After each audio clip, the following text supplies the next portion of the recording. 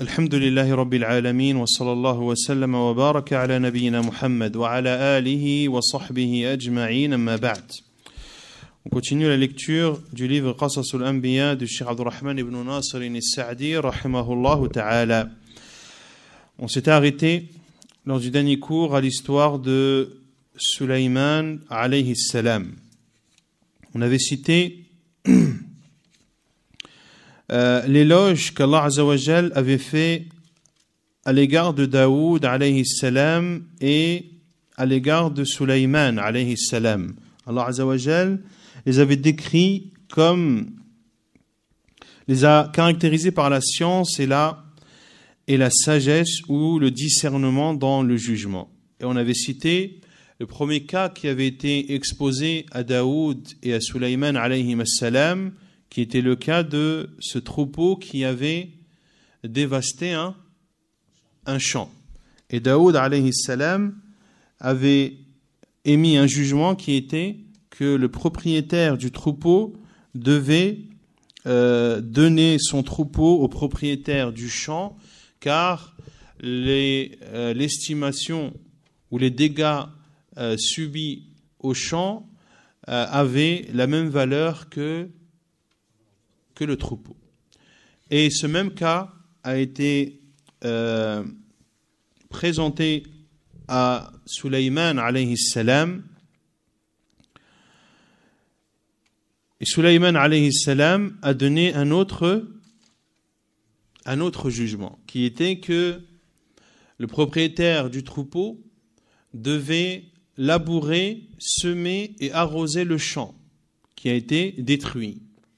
Et pendant le moment où le champ se régénère et jusqu'à ce qu'il reprenne l'état qu'il avait avant que le bétail ne le broute et ne le détruise, il devait mettre à disposition son bétail pour que le propriétaire du champ profite de la laine, du lait, etc., des brebis et moutons.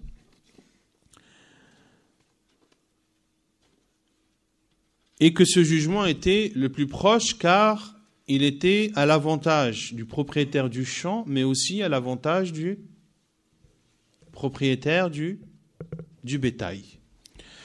Puis il dit rahimahullah ونظير هذه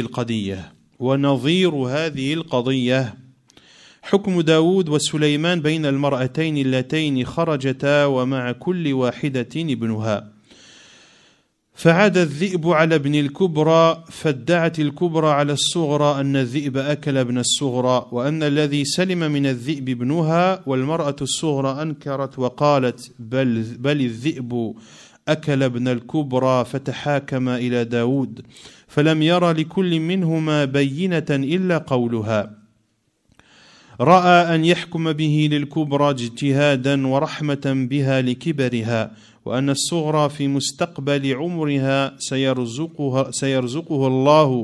سيرزقها الله ولدا بدله ثم رفعت القضية إلى سليمان فقال لهم ائتوني بالسكين أشقه بينكما فرضيت الكبرى وقالت الصغرى لما دار الأمر بين تلفه أو بقائه بيد غيرها وهو أهون الأمرين عليها هو ابنها يا نبي الله فعلم سليمان بهذا الأمر الطبيعي الذي هو من أقوى البينات أنه ليس ابن للكبرى لكونها رضيت بشقه وإتلافه وأن دعواها على الأخرى إنما حملها عليه الحسد وأنه ابن الصغرى حين فزعت من شقه إلى التنازل عن دعواها فقضى به سليمان للصغرى.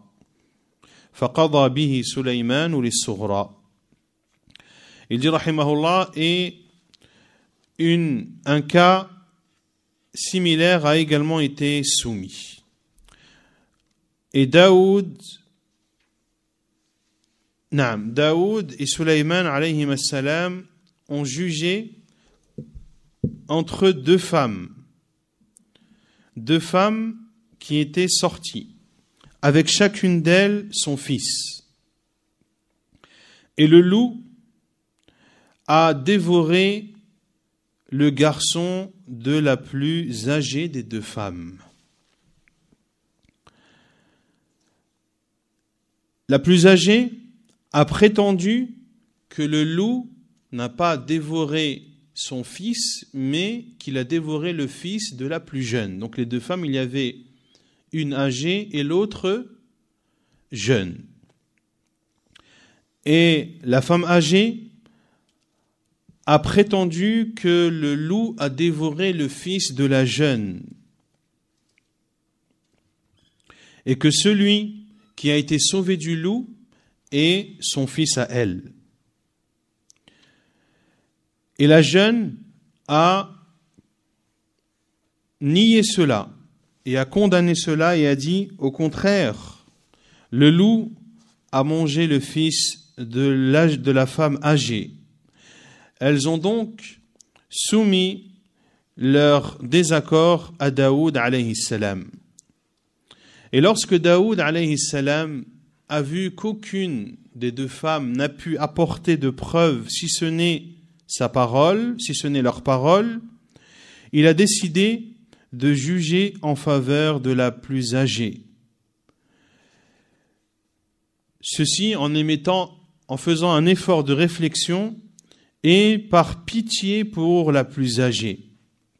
Et que la plus jeune, dans son avenir, Allah Azza wa Jal lui accordera un autre enfant à la place. C'était le jugement de Daoud alayhi salam. Puis, ce désaccord a été soumis à Sulayman. Sulayman alayhi salam leur a dit, apportez-moi un couteau afin que je le coupe en deux. Que je coupe cet enfant en deux et que chacune prenne la moitié. La plus âgée a accepté ce compromis. Et la plus jeune, lorsqu'elle a vu que la situation était entre soit que son fils soit tué, qu'il soit coupé en deux, ou soit qu'il reste dans les mains d'autres qu'elle. Quel est le cas le moins pire? Autant que cet enfant soit vivant et qu'il soit avec une femme qui n'est pas sa mère plutôt qu'il soit tué. Cette femme a alors dit, Huwa ibnuha ya Nabi Allah. La jeune a dit à Sulayman, c'est son fils, ô envoyé d'Allah. Et Sulayman a su, par cette réaction naturelle, qui est la preuve la plus parlante, que celui qui a été dévoré n'est pas le fils de la plus âgée, car elle a accepté que l'enfant soit tué et coupé en deux. Et que ce qui l'a amené à prétendre que ce n'est pas son fils qui a été dévoré par le loup, ce qui l'a amené à cela est la jalousie. Quant à la jeune, lorsqu'elle a été terrorisée de l'idée que son fils soit tué, elle a préféré Tanazul, c'est le fait de, comment traduire en français? C'est de laisser, de céder. Elle a préféré, lorsqu'elle était terrorisée par le fait que son fils puisse être tué, et elle a préféré céder et ne plus prétendre que c'était son fils. Sulayman alayhi salam a alors jugé en faveur de la plus jeune. ولا ريب أن استخراج الصواب في القضايا بالبينات والقرائن وشواهد الأحوال من الفهم الذي يخصه الله به من يشاء.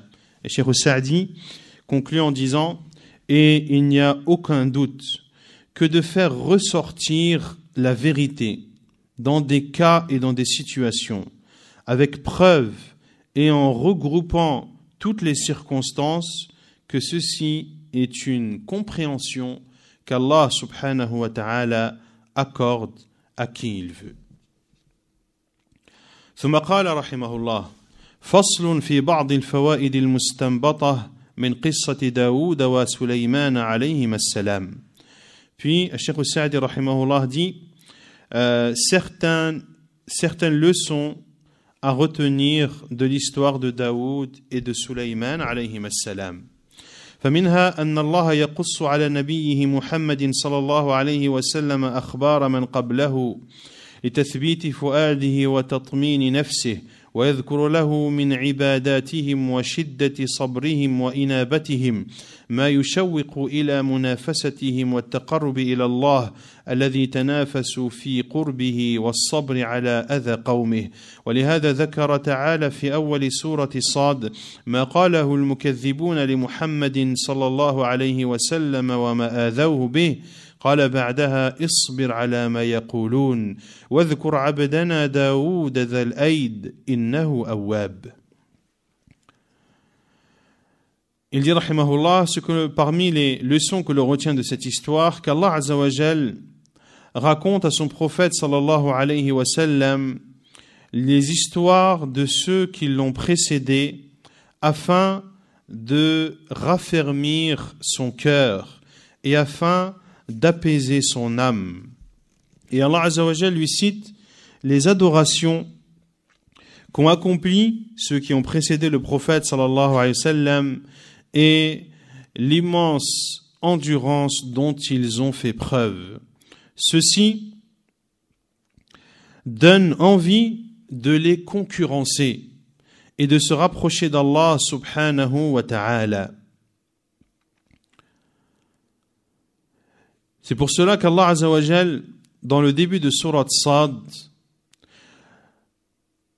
lorsqu'il a cité subhanahu wa ta'ala ce que ceux qui n'ont pas cru en Muhammad sallallahu alayhi wa sallam ont dit à son égard et les façons par lesquelles ils ont porté atteinte au prophète sallallahu alayhi wa sallam, Allah Azza wa Jal a dit dans Surat Sad, après avoir cité ces représailles et ces injustices dont a été victime le prophète sallallahu alayhi wa sallam, Allah Azza wa Jal lui a dit isbir ala ma yaqulun, patiente face à ce qu'ils disent, c'est-à-dire les polythéistes.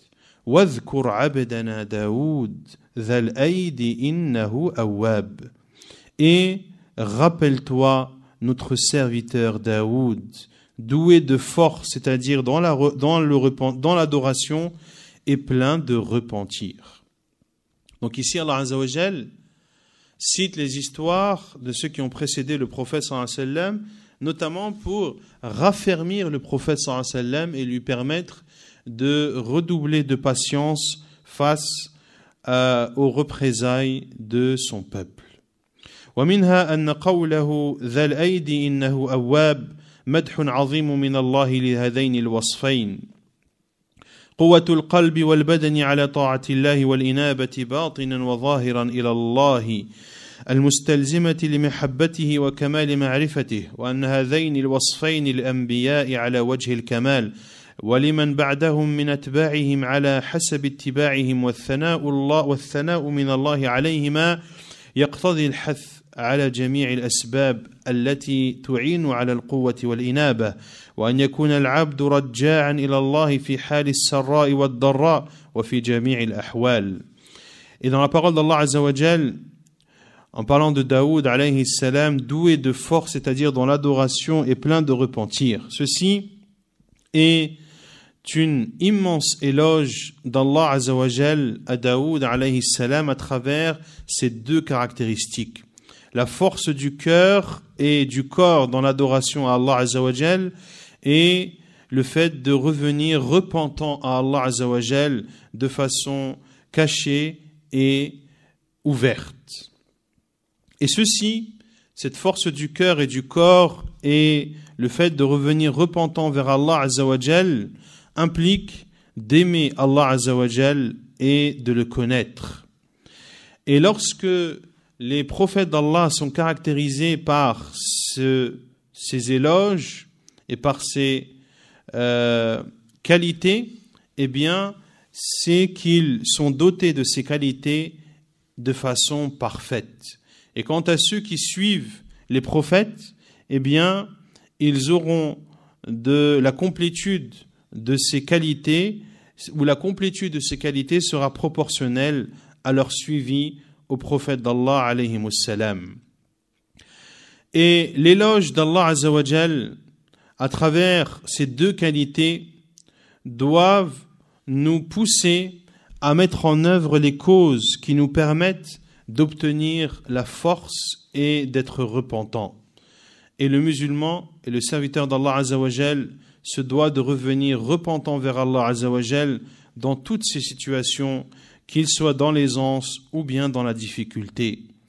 ومنها ما أكرم الله به نبيه داود صلى الله عليه وسلم من حسن الصوت ورخامته وأن الجبال والطيور تسبح الله معه وتجاوبه وذلك من زيادة درجاته ومقاماته العالية. Et l'on retient parmi les leçons de cette histoire le don d'Allah Azza wa Jal qu'il a accordé à Daoud alayhi salam et le fait qu'il avait une belle voix et que les montagnes ainsi que les oiseaux glorifiaient Allah subhanahu wa ta'ala avec lui. Et ceci est une marque d'élévation de ses degrés et de sa place élevée. ومنها أن من أكبر نعم الله على عبده أن يرزقه العلم النافع ويعرف الحكم بين الناس في المقالات والمذاهب وفي الخصومات والمشاحنات كما قال تعالى وآتيناه الحكمة وفصل الخطاب. Et également on retient de cette histoire que parmi les plus grands bienfaits d'Allah Azza wa Jal envers son serviteur, c'est le fait de lui accorder la science bénéfique, mais également de lui accorder la faculté de pouvoir juger entre les gens, de juger entre les gens, de juger entre les paroles des gens et de juger également les désaccords qu'il y a entre les gens. Comme l'a dit Allah Azza wa Jal, وَآتَيْنَاهُ الْحِكْمَةَ وَفَصْلَ الْخِطَابِ. Nous lui donnâmes la sagesse et la faculté de bien juger. ومنها كمال اعتناء المولى بأنبيائه وأصفيائه عندما يقع منهم بعض الهفوات بفتنة إياهم وابتلائهم بما يزيل عنهم المحذور حتى يعودوا أكمل من أحوالهم الأولى كما جرى لداود وسليمان. Et également on retient de cette histoire qu'Allah subhanahu wa ta'ala accorde une particularité, une attention particulière à ses prophètes et à ses élus lorsqu'ils font preuve ou lorsqu'ils font des faux pas. Allah Azza wa Jal les éprouve afin que ce qu'ils ont commis soit effacé d'eux et afin qu'ils redeviennent meilleurs qu'ils n'étaient auparavant, comme cela est arrivé à Daoud et à Sulayman alayhi salam. Et cela, on l'a vu lors du récit de leur histoire. ومنها أن الأنبياء معصومون فيما يبلغون عن الله فإن الله أمر بطاعتهم مطلقا ومقصود الرسالة لا يحصل إلا بذلك وقد يجري منهم أحيانا بعض مقتضيات الطبيعة من المخالفات ولكن الله تعالى يبادرهم بلطفه ويتداركهم بالتوبة والإنابة. On retient également de cette histoire que les prophètes d'Allah Azza wa Jal sont protégés et sont parfaits dans ce qu'ils transmettent de la part d'Allah Azza wa Jal. Car Allah Azza wa Jal nous ordonne de leur obéir de façon inconditionnelle. Et le but du message ne peut être atteint si les prophètes ne sont pas écoutés et obéis. Ainsi, les prophètes sont parfaits dans leur transmission du message d'Allah subhanahu wa ta'ala. Puis il dit, rahimahullah, mais il est possible que de temps en temps, certains faux pas dus à des circonstances naturelles peuvent avoir lieu. Mais Allah subhanahu wa ta'ala fait preuve de douceur envers eux et leur permet de se repentir et de revenir vers Allah Azza wa Jal repentant. Ainsi, les prophètes peuvent être amenés à faire des erreurs qui sont liées à des circonstances naturelles, comme dans Surat Abasa, lorsque l'aveugle est venu au prophète sallallahu alayhi wa sallam, mais le prophète sallallahu alayhi wa sallam s'est focalisé sur le riche, dans l'espoir qu'il se convertisse et que se convertisse avec lui son peuple. Et Allah Azza wa Jal lui a fait le reproche de cela. C'est un exemple parmi les exemples des faux pas que peuvent faire les prophètes et envoyés d'Allah. Mais ces faux pas n'ont jamais lieu dans la transmission du message d'Allah subhanahu wa ta'ala. Et ces faux pas sont bien sûr minimes, et tous les faux pas des prophètes ont été suivis par un repentir à Allah subhanahu wa ta'ala, et Allah azza wa jal a fait de ce repentir qu'il soit meilleur qu'il n'était auparavant. ومنها أن داود في أغلب أوقاته ملازما محرابه لخدمة ربه وله وقت يجلس فيه لحوائج الخلق فقد أتم القيام بحق الله وحق عباده. Et également, on retient de cette histoire que Daoud alayhi salam, la plupart du temps, était dans son sanctuaire, au service de son Seigneur subhanahu wa ta'ala, et qu'il avait un moment dans lequel il s'asseyait pour répondre aux besoins des gens. Ainsi, Daoud alayhi salam donnait les droits d'Allah azza wa jal, mais également les droits de ses serviteurs. ومنها أنه ينبغي استعمال الأدب في الدخول على الناس خصوصا الحكام والرؤساء فإن الخصمين لما دخل على داود في حالة غير معتادة ومن غير الباب فزع منهم واشتد عليه ذلك ورآه غير لائق بالحال. Et également, on retient de cette histoire que l'on doit faire preuve de comportement et de respect lorsque l'on entre chez les gens. D'autant plus lorsque ces personnes sont des dirigeants ou des gouverneurs. Car les deux qui étaient en désaccord, lorsqu'ils sont rentrés chez Daoud alayhi salam, ils sont rentrés de nuit. Et ils ne sont pas rentrés par la porte habituelle. Vous vous rappelez de ce fait? Et ces deux hommes étaient, j'ai entendu, étaient des anges qui étaient venus pour éprouver et tester Daoud alayhi salam, suite à un faux pas qu'il a fait dont Allah azza wa jal n'a pas donné la nature. Daoud alayhi salam, cela l'a effrayé et cela l'a énormément dérangé. ومنها أنه لا يمنع الحاكم من الحكم بالحق سوء أدب الخصم وفعله ما لا ينبغي. Également, on retient de cette histoire que le gouverneur ne doit pas se priver de juger par la vérité lorsque ceux qui se plaignent font preuve de mauvais comportement. Lorsque ces deux hommes sont arrivés de nuit et par une porte qui n'était pas la porte habituelle, ils ont dérangé Daoud alayhi salam qui était en train d'adorer Allah azza wa jal dans son sanctuaire, c'est-à-dire dans l'endroit d'adoration qui était réservé chez lui. Est-ce que ce mauvais comportement a empêché Daoud alayhi salam de juger par la vérité et de juger ce désaccord? Cela l'a empêché? Non. ومنها كمال حلم داود فإنه ما غضب منهما حين جاءه بغير استئذان ولا انتهرهما ولا وبخهما.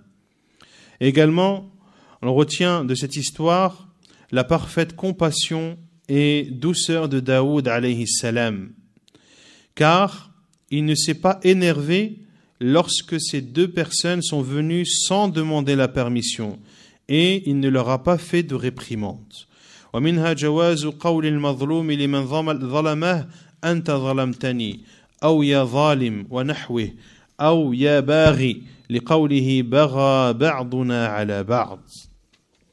Également, on retient de cette histoire qu'il est autorisé à l'opprimé de dire à l'opprimeur, tu m'as offensé, ou ô injuste. Car Allah Azza wa Jalla a dit, en parlant de ces deux hommes, Bara ba'duna ala ba'd, l'un de nous a fait du tort à l'autre. ومنها أن المنصوح ولو كان كبير القدر كثير العلم عليه أن لا يغضب ولا يشمئز بل يبادر بقبول النصيحة والشكر لمن نصحه ويحمد الله إذا قيض له النصيحة على يد الناصح فإن داود لم يشمئز من قول الخصمين فاحكم بيننا بالحق ولا تشطط واهدنا إلى سواء الصراط بل حكم بالحق. Également, on retient de cette histoire que celui qui est conseillé, celui à qui l'on conseille, même si il a une grande place et qu'il a beaucoup de science, il ne doit pas s'énerver et ne doit pas faire preuve de répulsion à celui qui le conseille. Mais au contraire, il doit accepter le conseil qui lui est adressé et doit être reconnaissant vis-à-vis de celui qui le conseille.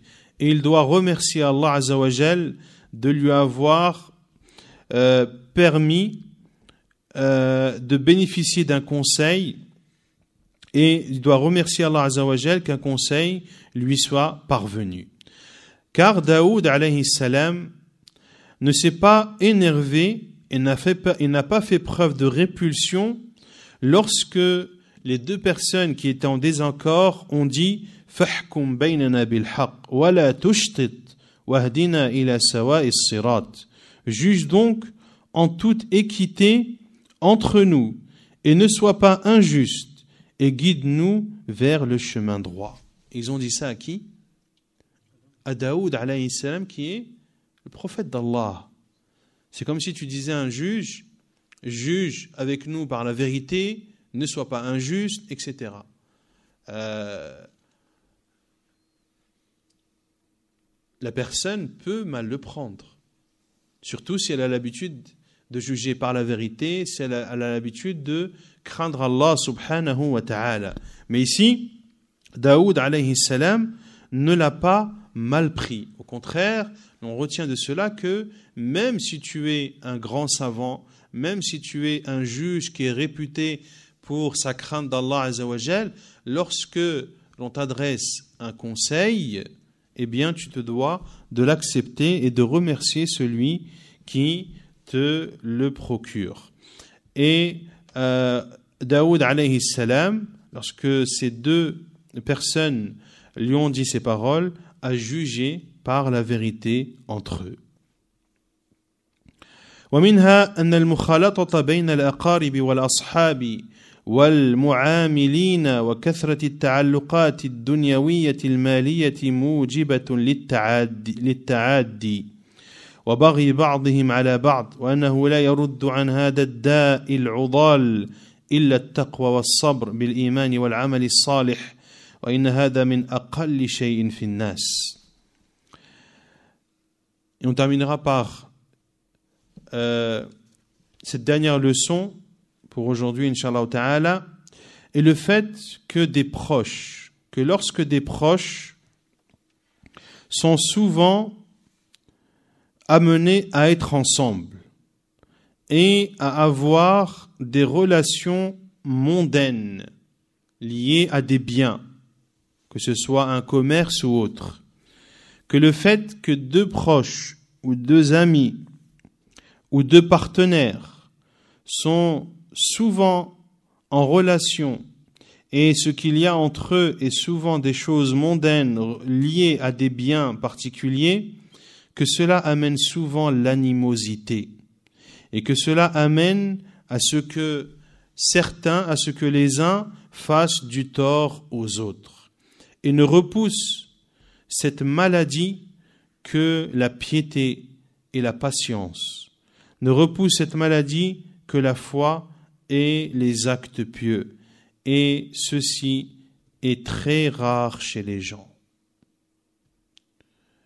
Que le fait d'être proche et d'avoir des relations, d'avoir en commun un commerce ou des relations mondaines et d'avoir des relations qui ne sont basées que sur cela, eh bien, cela amène souvent à ce qu'il y ait des discordes, à ce qu'il y ait des disputes, à ce que les uns fassent du tort aux autres. Et Cheikh Saadi dit que le remède à cela, c'est la piété, c'est la patience, c'est la foi et c'est les actes pieux et les adorations sincères à Allah subhanahu wa ta'ala. Et malheureusement cela est très rare chez les gens. ونكتفي بهذا القدر وسبحانك اللهم وبحمدك أشهد أن لا إله إلا أنت أستغفرك وأتوب إليك.